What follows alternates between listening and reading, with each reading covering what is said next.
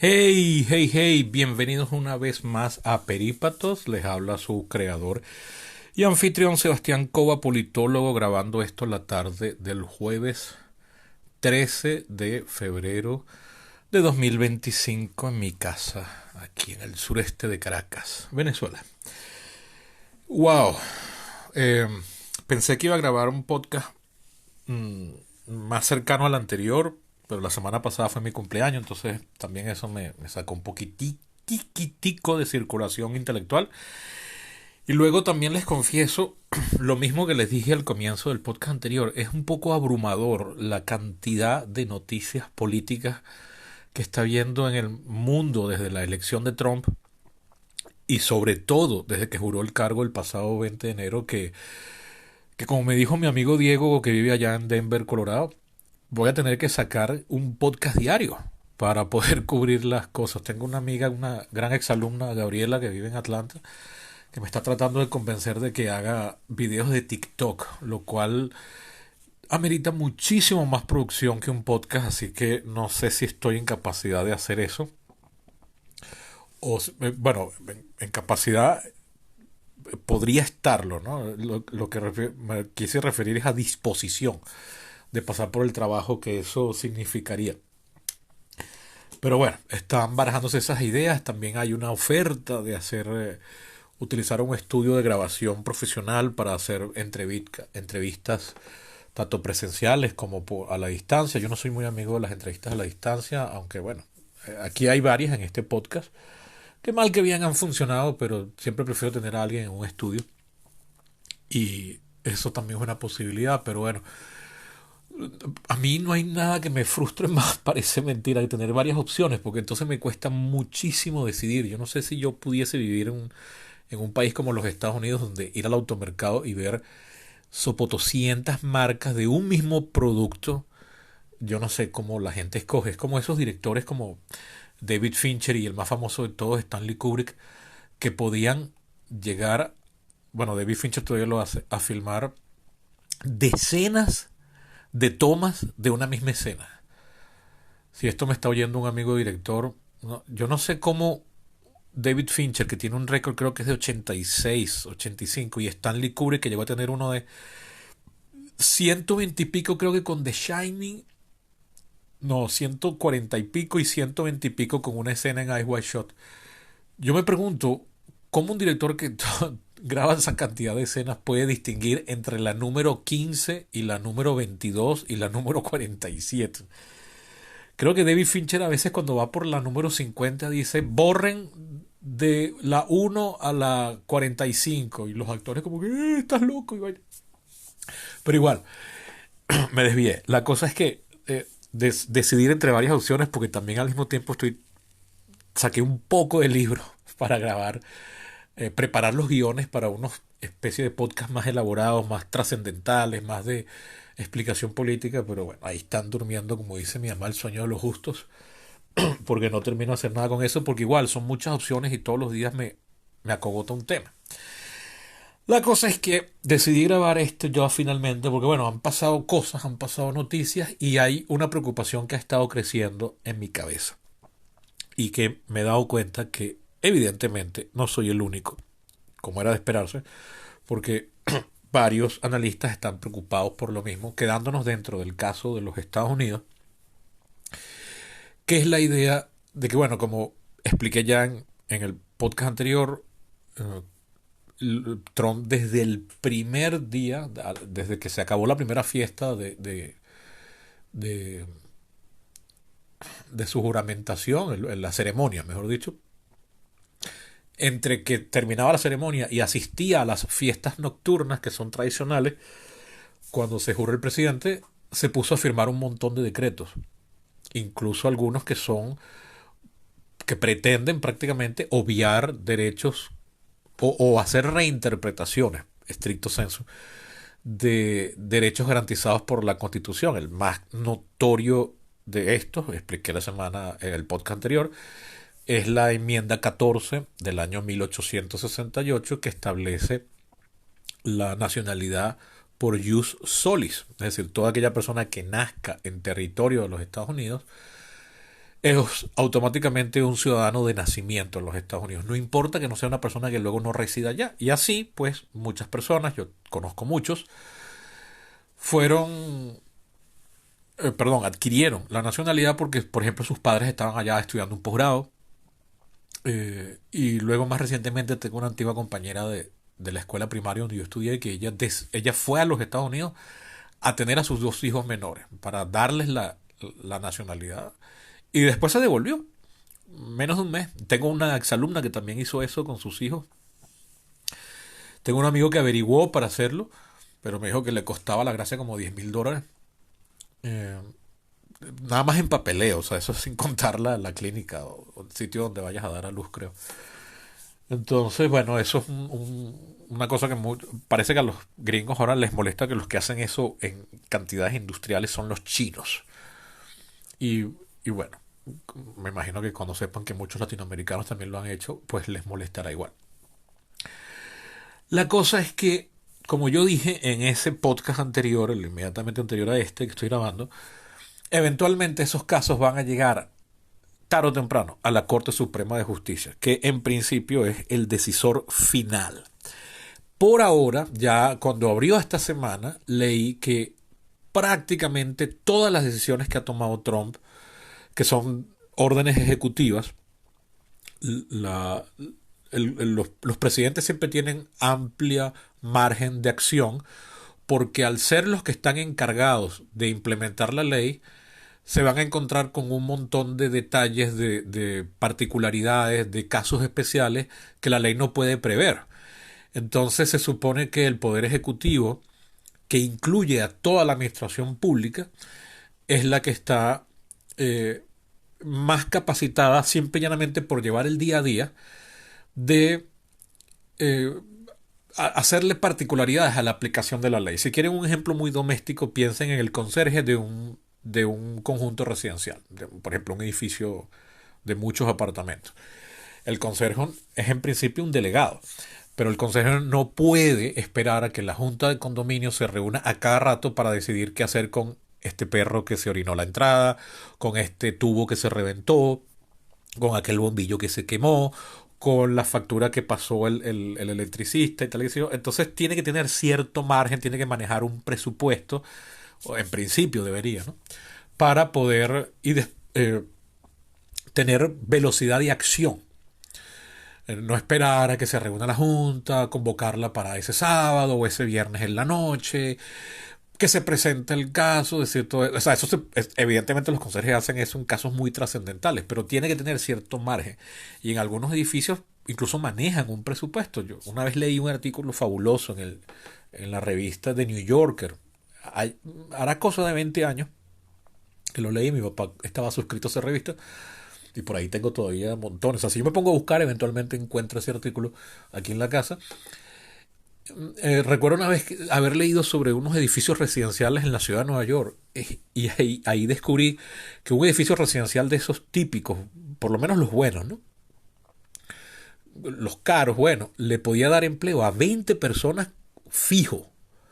El conserje tenía un asistente, tenían un manual, tenían herramientas para hacer pruebas de sonido y todo eso. Bueno, eso cuesta plata y eso amerita que los conserjes tengan bastante margen de maniobra. Bueno, igual pasa con los presidentes. En el caso de las administraciones públicas modernas, los presidentes tienen un aparato burocrático gigantesco porque a raíz de finales del siglo XIX, pero sobre todo en el siglo XX, los estados han crecido muchísimo porque por ley se les ha atribuido, se les ha conferido a los estados muchísimas y muchísimas funciones.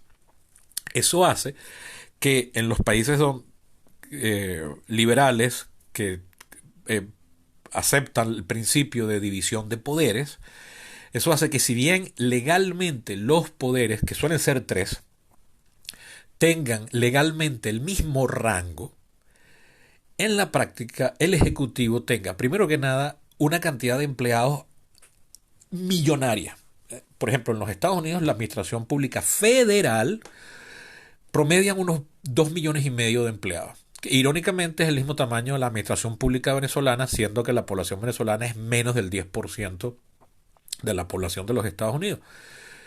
Y eso es porque, como todos sabemos, o muchos sabemos, en Venezuela el Estado se hipertrofió, sobre todo en la era chavistas, a través de las nacionalizaciones y del agrandamiento de la administración pública se dieron, se convirtieron en empleados del Estado, muchos empleados que eran de empresas autónomas o de empresas privadas. Por ejemplo, lo que hoy se llama Corpoelec, que es una corporación que fue creada a partir de la nacionalización de la electricidad de Caracas, que siempre fue una empresa privada, la electricidad de Valencia, en el BEN y cosas así. Ahí se mezclaron todas en una sola gran empresa del Estado. La CanTV nació originalmente como una empresa privada en los tardíos años 40, luego Marcos Pérez Jiménez la nacionalizó, se convirtió en la única empresa que ofrecía telefonía en Venezuela durante varias décadas y luego a comienzos de los 90 fue reprivatizada, pero solo parcialmente. O sea, el Estado conservaba una participación accionaria y luego, como era de esperarse, con el chavismo se revirtió esa re privatización que a su vez había sido una reversión. Entonces, ahí hay un montón de empleados ahora. Eso es parte hoy en día de la administración pública. Ojo, volviendo a los Estados Unidos, los 2,5 millones de empleados de la Administración Pública Federal, como nombre da a entender, no incluye a los empleados de los diferentes, los 50 estados, que a su vez tienen divisiones territoriales que la mayoría llama condados. Hay algunos que los llaman parroquias. Bueno, uno, que es Luisiana. Hay otros estados que creo que son Massachusetts o Rhode Island, uno de esos estados yanquis. Yanquis son las regiones del noreste del país, la región de al norte de Washington. Lo, eh, Algunos de esos estados eliminaron los condados, pero los siguen teniendo en función, siguen estando dibujados en el mapa, pero no tienen ningún rol. Por debajo de los condados hay muchos municipios, que son las ciudades, pueblos, villas, lo que sea. Hay distritos especiales. Cuando tú sumas todo eso, te puede dar 20 millones de empleados. Pero el presidente solo dirige la administración pública federal. Las administraciones públicas de los estados es, obviamente, cosa de los estados. Entonces, bueno, eso hace que la administración, el poder ejecutivo sea muy grande y tenga, por tanto, un enorme margen de maniobra. Entonces, en todo el planeta Tierra, incluso en los gobiernos representativos, liberales, con Estado de Derecho, etcétera, división de poderes, es decir, las democracias, el poder ejecutivo tiene mucho margen de maniobra, tiene mucha autonomía. Y entonces los otros dos poderes son pequeñitos. Si los pintásemos por el número de empleados como pirámides, la pirámide del poder ejecutivo es la gran pirámide de Giza, una cosa así gigantesca. Mientras que los otros dos poderes son, sobre todo el legislativo, son una tienda de campaña, un toldo de fiesta en un patio de una casa, pues al lado. Porque, por ejemplo, el poder legislativo solo tiene, en el caso de los Estados Unidos, 100 senadores, 435 representantes y los empleados que administran el edificio. O sea, bueno, que cada senador tiene un staff que puede ser de una a dos docenas, pero eso lo paga él.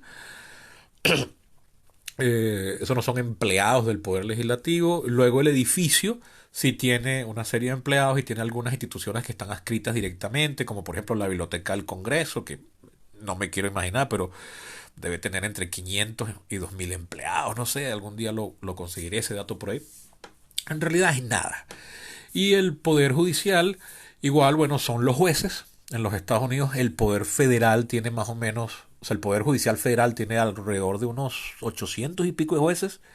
Eso no incluye los jueces de los estados. California tiene más estados que el sistema judicial federal. California tiene 1,000 y pico.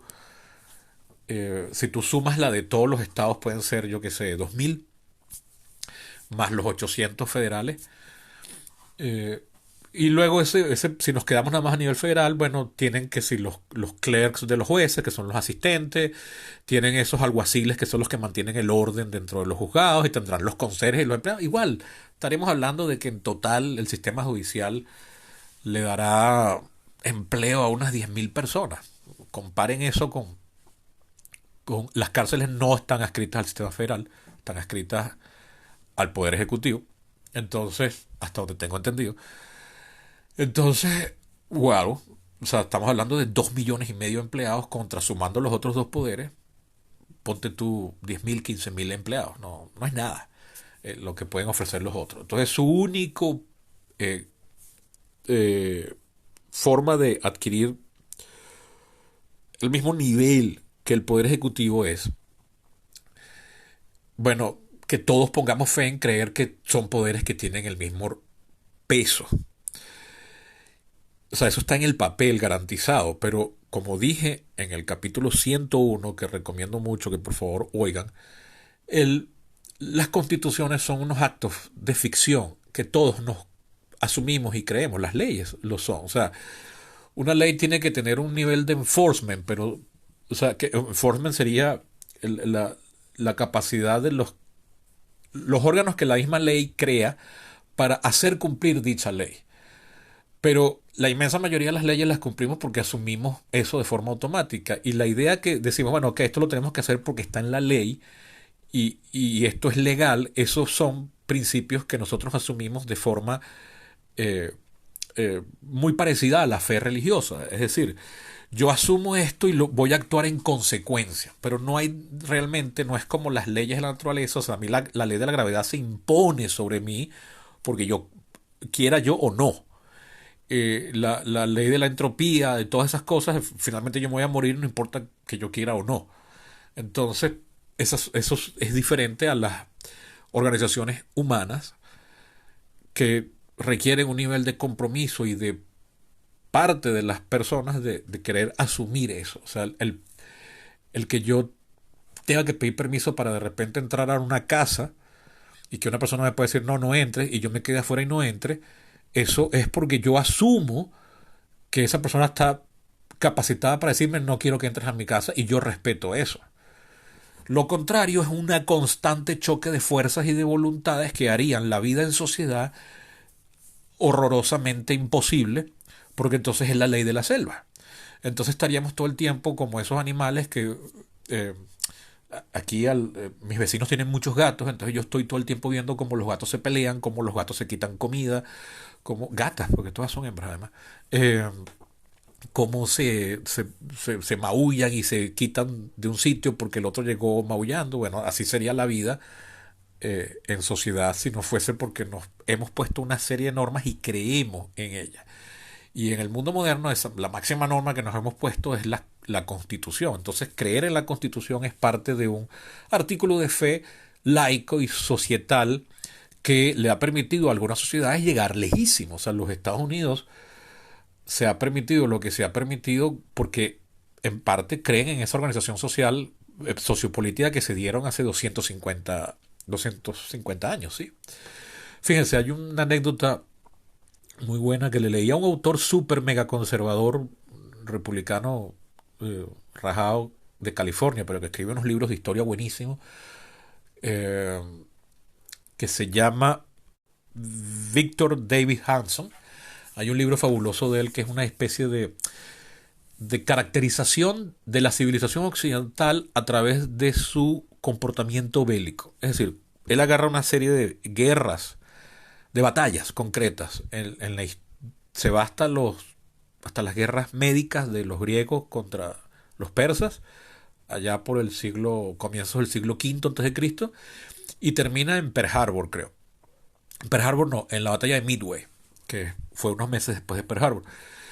Entonces él agarra y ahí ve cómo en esos triunfos militares, incluso agarra fracasos militares, reflejan características de la civilización occidental. Es muy bueno. Y en la introducción que yo le hacía leer a mis alumnos de Historia de la Cultura 1 en la Escuela de Comunicación Social de la UCAP, la introducción al libro, él dice que no se puede explicar la supremacía de Occidente en la historia utilizando criterios raciales, biológicos, ni nada de eso. Y él pone un muy buen ejemplo. Él dice, cuando las guerras médicas, que son las guerras de la Confederación de Polis griegas, defendiéndose de la invasión del Shah de Persia, hay un punto en el que uno de el historiador que escribe esa historia, que es Herodoto, pone en boca de uno de los reyes de uno de los reyes espartanos, en la que el rey le dice, no sé si es en la batalla de las Termópilas, que es el famoso confrontación de los supuestos 300 espartanos contra los invasores persas, o si es después ya en Salamina, no me acuerdo cuándo es, pero este rey espartano le dice a su tropa, le dice, nosotros tenemos la de ganar y somos superiores a ellos, porque nosotros nos gobernamos por leyes que nos dimos nosotros mismos. En cambio, ellos obedecen a un tirano. Fíjense, ahí no hay ninguna implicación racial ni nada, simplemente es un ejercicio de gente libre. Esa frase es arrechísima. De hecho, después de la batalla de las Termópilas, los espartanos pusieron una placa en ese paso. Hoy en día, si uno visita las Termópilas, uno dice, bueno, pero aquí se peleó una batalla. Pero hace 2500 años el paso era mucho más estrecho. O sea, entre el mar y la montaña había un desfiladero muy fino. Hoy en día el mar se ha retirado muchísimo y entonces hoy es como una sabana. Pero y hoy el gobierno griego puso ahí una réplica de la placa original, pero hay una placa que pusieron los espartanos que decía, extranjero que estás de paso, ve a Esparta y di que aquí cayeron sus hombres obedeciendo sus leyes. A mí se me hace un nudo en la garganta. Y cuando yo decía eso en clase, yo me tenía que voltear para que los alumnos no vieran que se me estaban aguando los ojos. Y ahorita diciéndolo aquí, en la privacidad de mi biblioteca, se me hace el nudo en la garganta. Esa frase es arrechísima y refleja el fenómeno al que estoy haciendo referencia. Pues bien, una de las cosas que ha hecho grande a los Estados Unidos es su voluntad de obedecer sus propias leyes. Y ellos se consideran libres porque obedecen leyes que ellos mismos se han dado. Pero eso requiere, entre otras cosas, aceptar que cuando haya conflicto, y conflicto va a haber siempre, obedecer al árbitro. Y el árbitro es, en el caso del sistema político de los Estados Unidos, que nosotros después copiamos, en buena medida, el árbitro es el poder judicial, los jueces. Si vemos el primer gobierno de Trump, 2017-2021, Trump tomó muchas medidas, de las cuales ahora se está repitiendo algunas, y cuando los jueces se las paraban, o sea, emitían una sentencia que detenían la aplicación de tal medida, Trump obedeció la inmensa mayoría de las veces.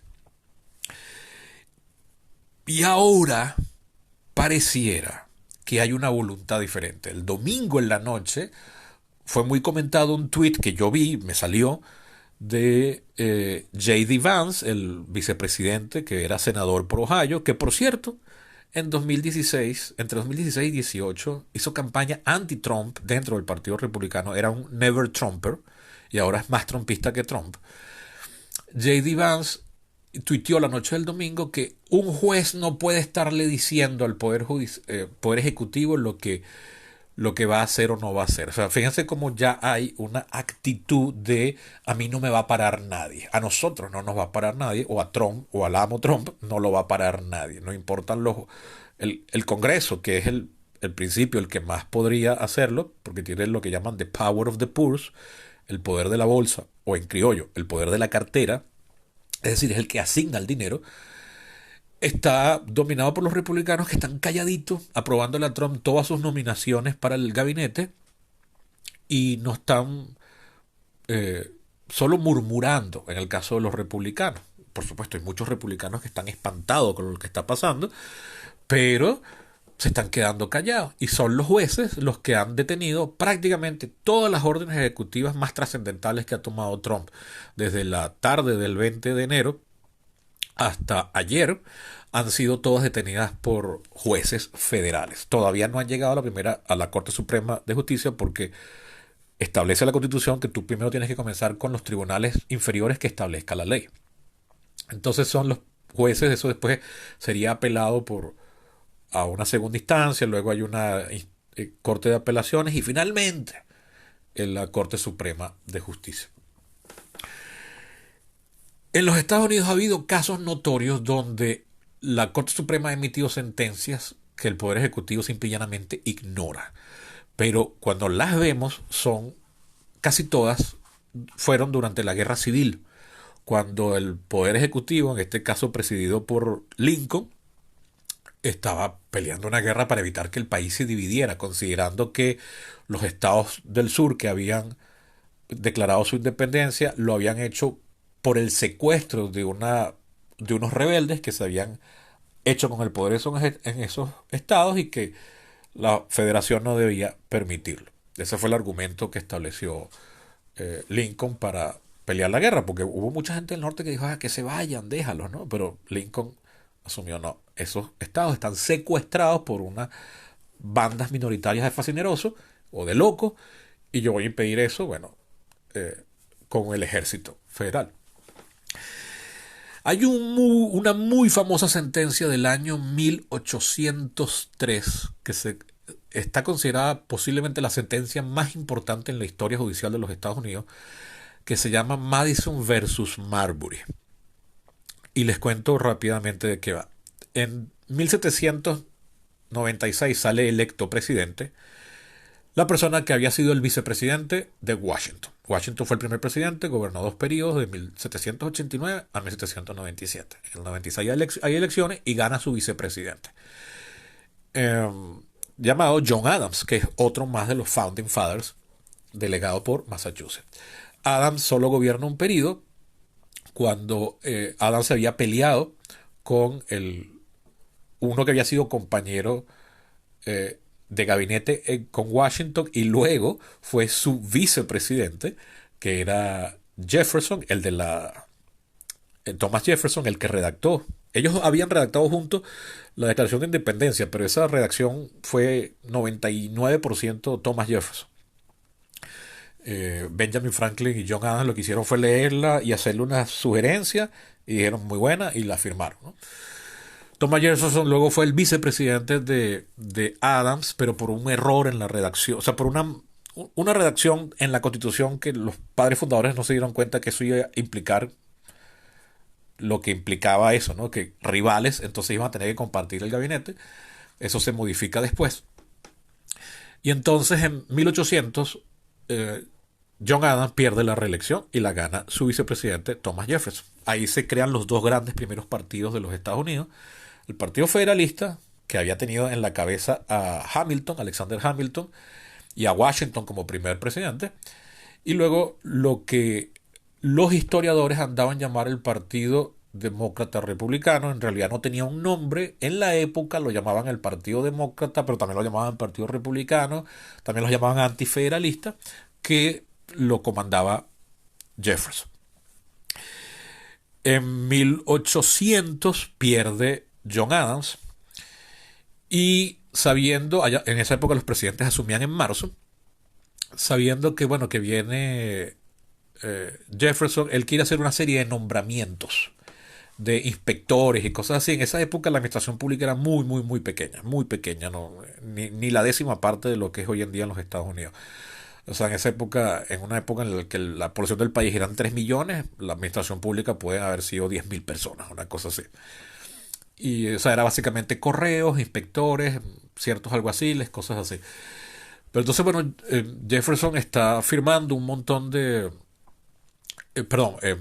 Adams está dejando firmado un montón de nombramientos, pero no le da chance. Y los últimos nombramientos no los pudo firmar su secretario de Estado, llamado de apellido Marshall, John Marshall, si mal no recuerdo. Este cuento se me está haciendo muy largo. La cosa es que uno de las personas que Adams le había prometido un cargo, pero no pudo firmarlo, era un señor de apellido Marbury. Marbury luego le exige al secretario de Estado de Jefferson, que era Madison, el redactor principal de la Constitución, que le firme su nombramiento, y Madison no quiere porque el presidente Jefferson quiere nombrar otro tipo de gente. Entonces él demanda a Madison para que lo tiene que nombrar. Y ese juicio llega eventualmente a la Corte Suprema de Justicia. Y la Corte Suprema de Justicia sabe, resulta que el nuevo presidente de la Corte Suprema de Justicia es John Marshall, el que había sido el secretario de Estado de Adams. Ajá, sigo, disculpen, es que me puse pausa un momentico para confirmar los datos. Sí, es 1803 y sí, es John Marshall.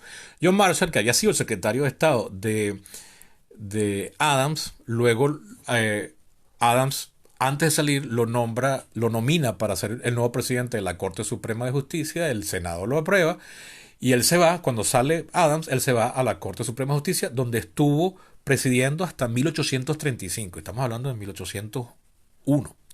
O sea, estuvo 34 años presidiendo la Corte Suprema de Justicia.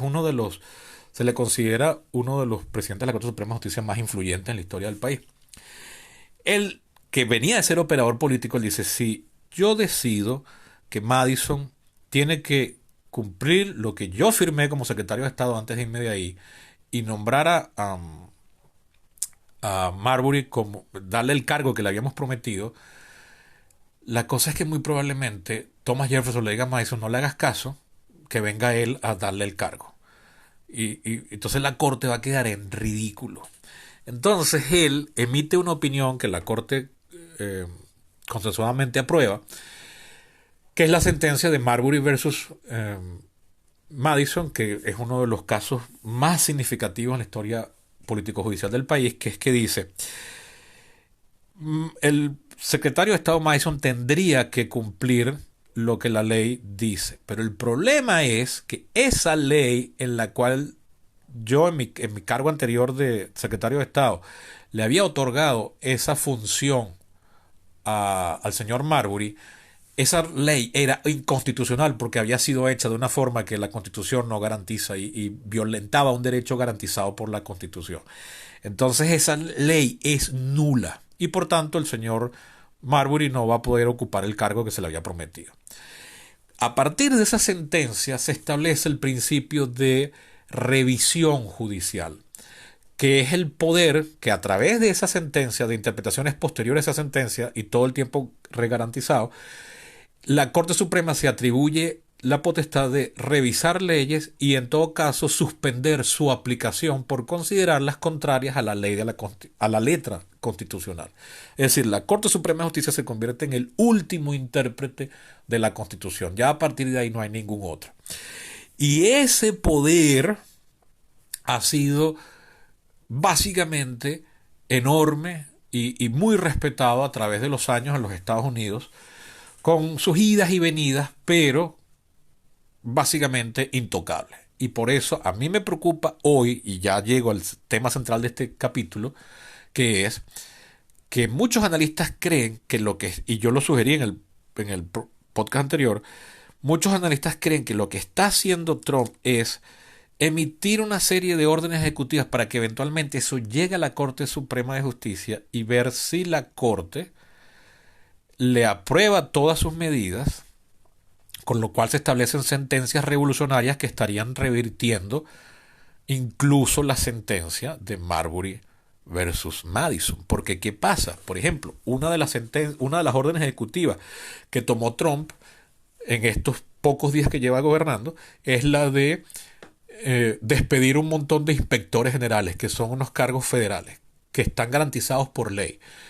Y que la ley establece que el presidente, si quiere salir de alguno de ellos, tiene que notificar al Congreso, darle 30 días para que el Congreso lo considere y presente una objeción y justificar su decisión. Trump no hizo nada de eso y por orden ejecutiva los despidió. Y así ha hecho con muchas otras cosas. Por ejemplo, congeló fondos para un montón de organismos, fondos que están garantizados por ley y que por tanto su asignación la establece el Congreso todos los años a través de la ley del presupuesto federal, en la que se ordena explícitamente que el Poder Ejecutivo tiene que otorgarle esos fondos a los respectivos departamentos, agencias, unidades o lo que sea, sin importar que le gusten o no.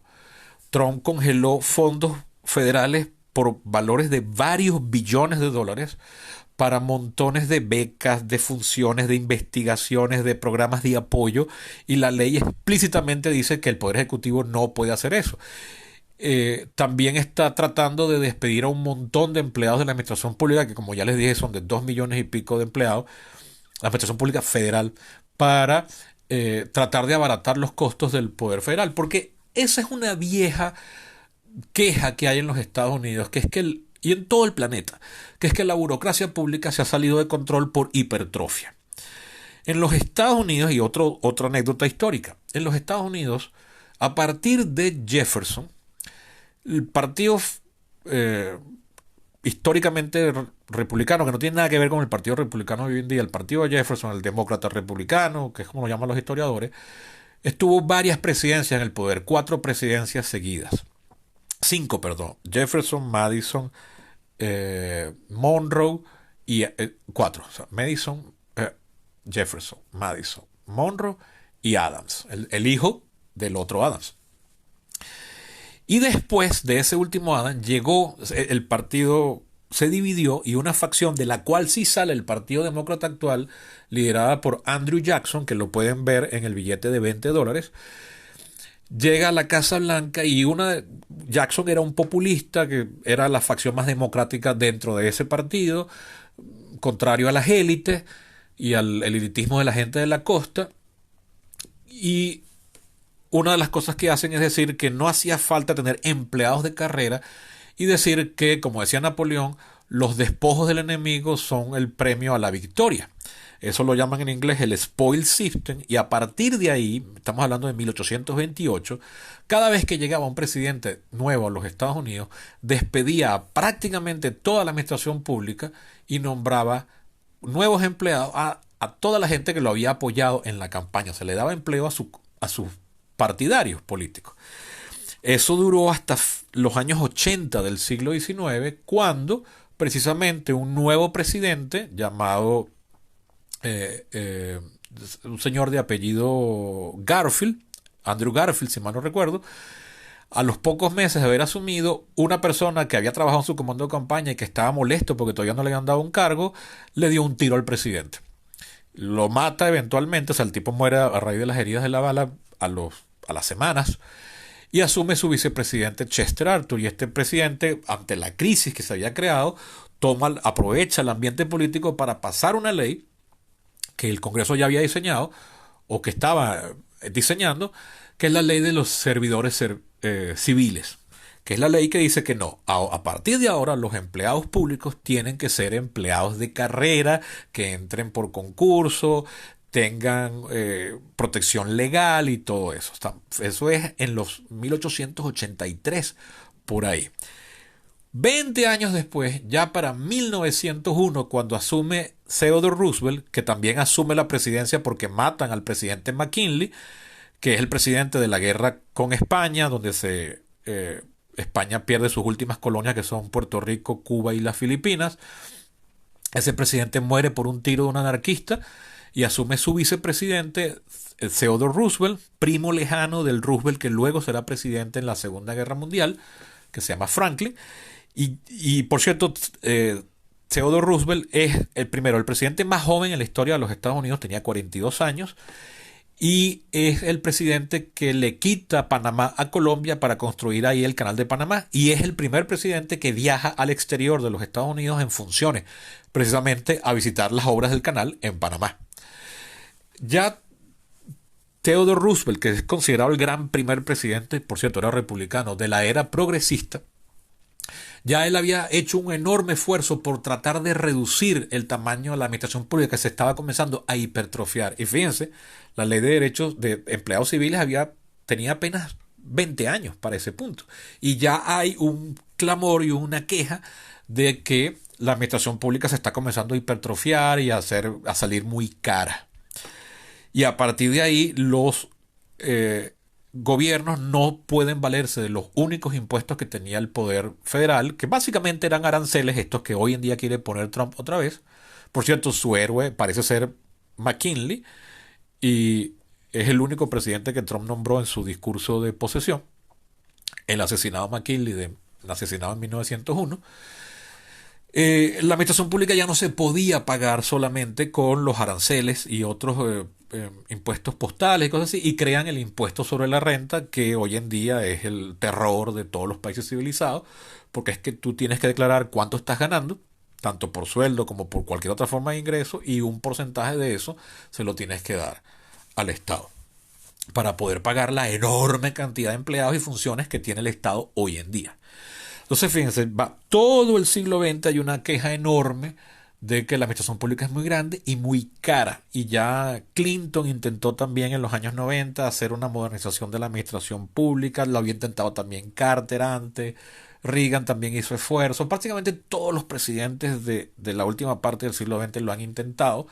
Y ahora llega Trump a querer hacerlo por los coñazos, encargándole o delegando de eso a un multimillonario, de hecho la persona más rica del planeta, que es el surafricano Elon Musk, nacionalizado americano, que después de haber sido un libertario demócrata, ahora es un extraño republicano con unas ideas inescrutables.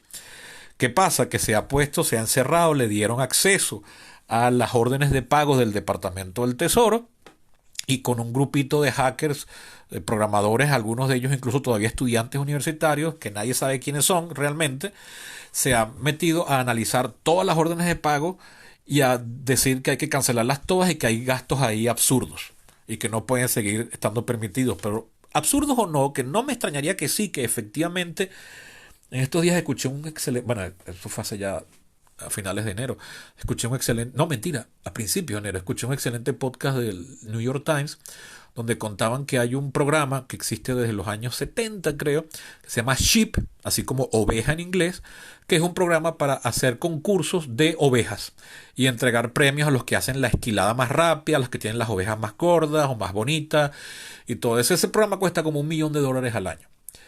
Y resulta que ya en 2010 los republicanos habían intentado eliminar ese programa, pero no podían porque siempre eso va a afectar a algún legislador que se ve representado en esos criadores de ovejas y lo va a detener.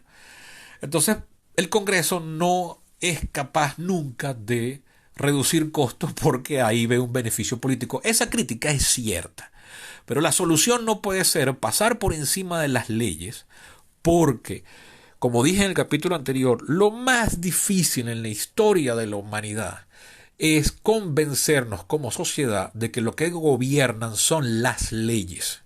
Y fíjense cómo ya en la temprana Esparta del siglo quinto antes de Cristo, ellos consideraban que lo que les había permitido a ellos con su precariedad y su bajo número enfrentarse al gigantesco y avasallador imperio del Shah de Persia era que ellos eran hombres libres que se gobernaban por sus propias leyes. Y yo creo, sin ser chauvinista, que hay muy buena razón en eso y que parte de la grandeza de los Estados Unidos es, en parte, ese imperio de la ley que ellos se han dado. Y por eso me preocupa muchísimo ver hoy en día lo que está sucediendo allá y que pueda que esto termine resultando en que el Poder Ejecutivo se crea que nada lo pueda detener y que por una interpretación bien laxa del mandato popular otorgado en las elecciones del año pasado, nada le puede decir que no y él va a hacer sin tener que detenerse en ninguna ley. Eso me preocupa, primero porque eso ya lo vivimos en Venezuela y ese fenómeno se llamó Hugo Rafael Chávez Fría y mira cómo nos dejó. Y segundo, porque me aterra ver suceder lo mismo en los Estados Unidos. No, por supuesto que Trump no es Chávez, ni se parece en el sentido ideológico, ni mucho menos, pero el efecto de yo hago lo que me da la gana y a mí la ley no me frena, es lo que es terrible porque eso nos devuelve a la peor y parte más oscura de la Edad Media medieval o a los señores de la guerra chino de los años 20 o al periodo caudillesco de América Latina después de la desintegración del Imperio Español o al reino de las bandas criminales.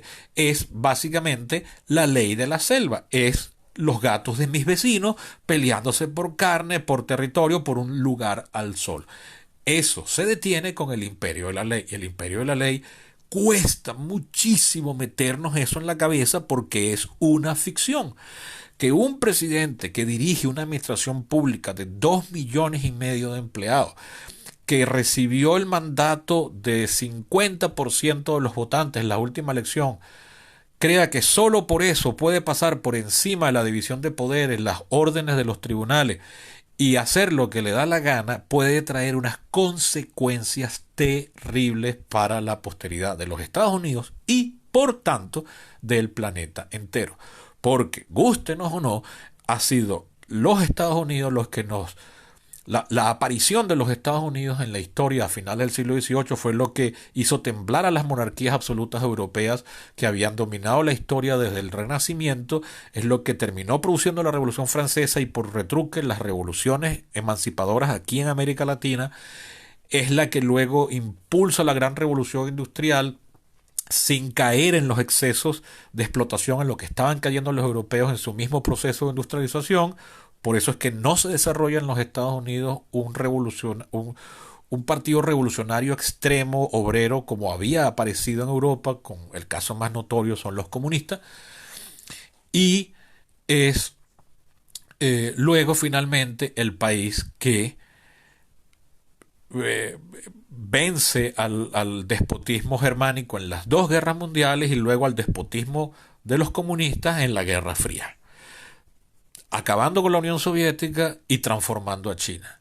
Hoy en día la Unión Soviética en su configuración básica inicial, que es Rusia, ya menos ideológicamente pero más dispuesta a joder, está perturbando el mundo entero, y China con su riqueza por haberse convertido en la fábrica del planeta entero también está exportando su autoritarismo sui generis, todavía muy totalitario, al mundo entero. Y lo que ha representado una barrera contra eso es los Estados Unidos, lo que es una barrera para primero la Unión Soviética y luego la Rusia de Putin, es la OTAN, que la crea los Estados Unidos, y su equiparable, que no existe exactamente lo mismo, pero lo están tratando de crear en el Pacífico,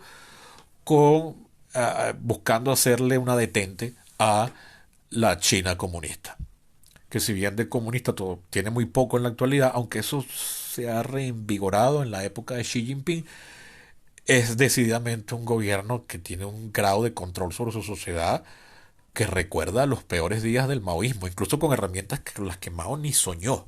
Si bien no son ideológicas, sí son un grado de control social que en algunas cosas parecieran sacadas de las novelas de George Orwell. Entonces, la barrera contra eso, para mí, que por supuesto yo no creo que el mundo hoy en día es perfecto, ni muchísimo menos, pero lo prefiero a lo que había antes y a las alternativas que están cogiendo fuerza hoy en día. Y la barrera de eso es unos Estados Unidos fuertes. Si los Estados Unidos caen también en el autoritarismo, ¿quién va a defender la causa de la libertad, la democracia, la división de poderes y el Estado de Derecho? Que por cierto, el capitalismo, esto dirigido a aquellos que creen que lo único que importa es la capacidad del libre mercado de establecerse, entonces que tienen que idolatran a personas como Milei y al mismo tiempo equiparan a Milei con Trump y están excitados por eso e idolatran a Elon Musk. El capitalismo ha podido prosperar en muchos países donde se impone el imperio de la ley, donde las decisiones de los tribunales se acatan. En países donde no hay seguridad jurídica, buena suerte con un capitalismo prosperando ahí, donde el gobierno puede, o cualquiera arrimado, enchufado al gobierno, puede hacerse con la propiedad de otro sin importar lo que digan las leyes y las sentencias de los tribunales. Entonces, a los que aplauden lo que está sucediendo en los Estados Unidos, déjenme decirles que están aplaudiendo lo que aplauden lo que está sucediendo en los Estados Unidos porque creen que por ser de supuestamente un signo contrario ideológicamente al chavismo, eso sí está bien porque es procapitalista. Les digo que no, porque no se deben fijar en las etiquetas ideológicas gordas, sobre todo esas que se llaman izquierda y derecha, que dicen muy poco y no nos permiten orientarnos bien, y lo que tenemos que estarnos preocupando es por los sistemas legales que garanticen el imperio de la ley, los debidos procesos y que respeten la división de poderes y al final se tome en cuenta siempre la voluntad popular. Y eso está hoy en día peligrando en el único sitio donde por 250 años no había peligrado, porque al contrario era de ahí que estaba emanando para transformar al resto del planeta. Como les dije ya, la Revolución Francesa pasó porque pasó 10 años antes, primero, 20 años antes, la Revolución Americana. Si no, no pasa eso que pasó en Francia. Y al pasar en Francia, pasa en el resto de Europa, y entre ellos España, y eso retruca aquí en América, y nos emancipamos nosotros. Y nos volvemos república nosotros. Entonces, sí, la democracia en los Estados Unidos es muy cara como para estar aplaudiendo las gracias de un líder populista, no me importa su signo ideológico con el que se arrope, que ahora está pretendiendo pasar por encima de las cortes, porque puede o porque se cree mandado a hacerlo, tal y como hizo Chávez aquí. Gracias, y eso era todo. Les recuerdo que este podcast se mantiene gracias a sus contribuciones.